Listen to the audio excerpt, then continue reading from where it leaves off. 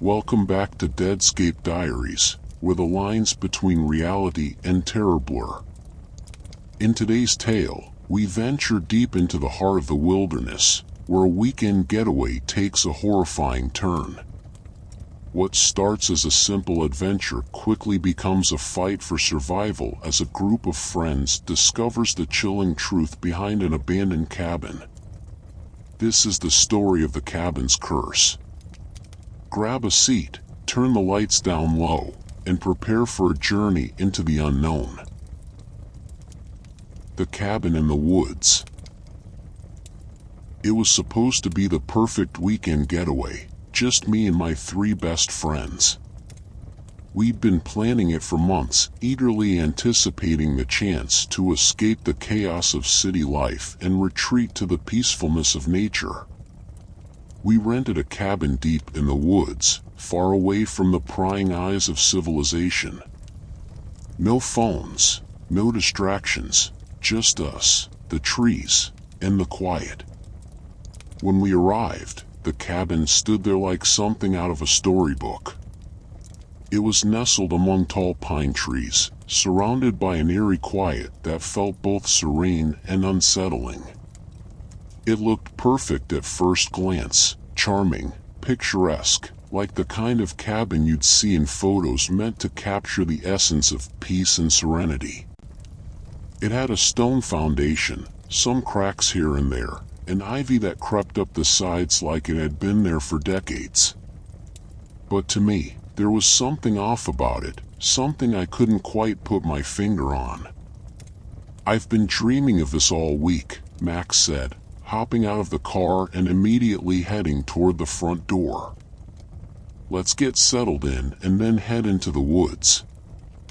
I smiled, but something about the way the cabin sat alone, just barely touched by time, left me with an uneasy feeling. "I'll take the upstairs bedroom," Jake said, already darting inside. "I get the best view." "Of course, you do," Emma replied, rolling her eyes. "You're the only one who would fight someone for a better view." I quietly trailed behind them, pushing my nerves aside. There was no reason to be anxious, right? It was just a cabin. The others didn't seem bothered by it, so I should have been fine. But I couldn't shake the feeling of something watching us, even as I stepped inside. The interior was just as old as the outside, but it had been maintained well, maybe too well. The wooden floors creaked under our feet as we made our way further inside. The air was thick with dust, and the scent of pine and damp wood filled the room. The walls were adorned with old pictures of people I didn't recognize, their faces frozen in time, staring out at me with vacant eyes. The atmosphere felt heavy. I glanced over at Emma, who seemed just as unsettled. "This place feels too quiet, don't you think?" She nodded, but before she could say anything, Max cut in with a grin. "Oh, come on. You're all just overthinking it. Let's get comfortable." I wanted to ignore the odd feeling gnawing at me, so I shrugged and decided to just enjoy the weekend. After all, it was meant to be a fun time with friends. We unpacked and, as the sun set, gathered around the fireplace to relax. The crackling fire warmed the room, but the silence, it was deafening. None of us spoke much as we settled in. It felt like there was something hanging in the air, some quiet, unseen presence that I couldn't place. And I hated how much I felt it. I tried to push it aside as we played games and chatted, but as the night went on, the sense of being watched grew stronger. I couldn't shake the feeling that there was something else in the cabin with us. A subtle movement in the corner of my vision. A shadow passing over the walls, only to disappear when I turned my head. It was so faint I doubted anyone else noticed, but it kept me on edge. After a while, the sound started. At first, I thought it was just the house settling, the creak of the wooden beams, the shifting of the foundation, but soon, the noises became more deliberate. A faint tapping sound, like someone tapping their fingers against the walls. The scratching of something moving within the walls. At one point, I thought I heard a whisper, so soft I wasn't sure if it was real or just my imagination playing tricks on me. I looked at Emma. "Did you hear that?" I whispered. She froze, her eyes widening. I thought I heard something too. Max, of course, didn't seem bothered. "It's probably just old pipes or something. Let's relax." But as the night dragged on, it became harder to ignore. I could feel the air grow heavier with each passing minute. The house seemed to hum with a life of its own, and I was beginning to wonder if this place had a secret it was trying to keep hidden. We all tried to sleep, but none of us really did. I lay in bed, staring at the ceiling, every creak of the floorboards above sounding like someone was walking around. The darkness outside pressed against the windows like a suffocating weight, and the feeling of being watched intensified. It was as if the cabin was aware of us, aware of our every movement. The next morning, we decided to go for a hike to clear our heads. A few hours of fresh air, some good conversation, maybe that would ease the tension. We found a trail that led deeper into the woods, the dense trees shielding us from the light. The further we went, the quieter it became. No birds, no insects, just the sound of our footsteps and the occasional rustling of leaves. And as we walked, I noticed something strange. The trail markers that had been clearly visible at first were beginning to fade, almost as if they were disappearing. At first, I thought I was imagining it, but then Max pointed it out too. "Didn't we pass a marker back there?" he asked. I glanced behind us, confused. I swear we did.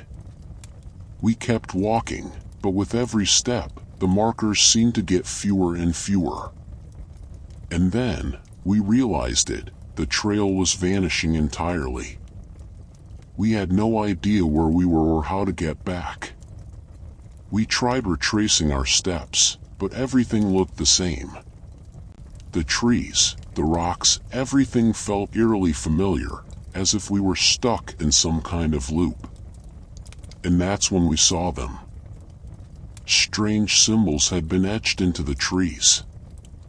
They were faint at first, but the more we looked, the more they seemed to glow faintly, casting a soft, eerie light. I couldn't make out what they meant, but they felt wrong.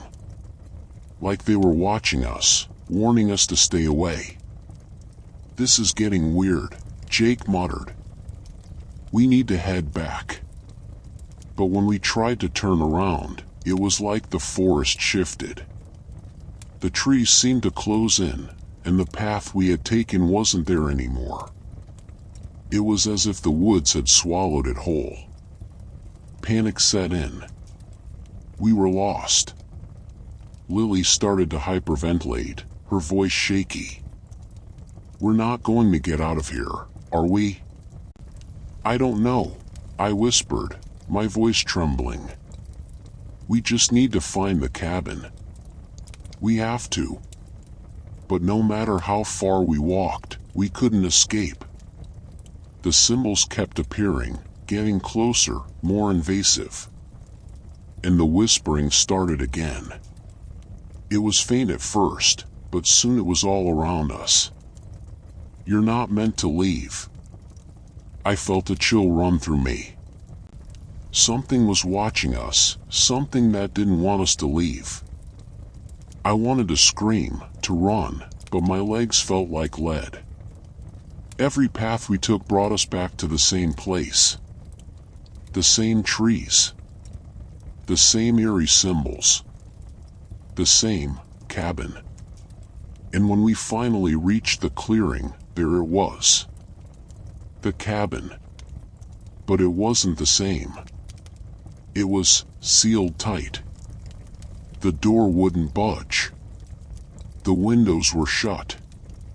And as we pounded on the door, trying to break in, I noticed something that made my blood run cold. There was a figure standing on the porch. A tall, shadowed figure, watching us from the darkness. The whispering grew louder. "Stay, forever." It was then that I realized we weren't just lost in the woods. We were lost inside the cabin, and the forest around us had become our prison. And we weren't going anywhere. Thank you for joining me on this spine-chilling adventure through the cabin's curse. If you enjoyed the story, be sure to like, share, and subscribe for more tales of terror and the supernatural. Have you ever experienced something strange in the woods? Leave a comment below and share your own eerie experiences. Until next time, stay vigilant, stay safe, and remember, the woods may be quiet, but they're never empty. This has been Deadscape Diaries, and I'll see you in the next dark corner.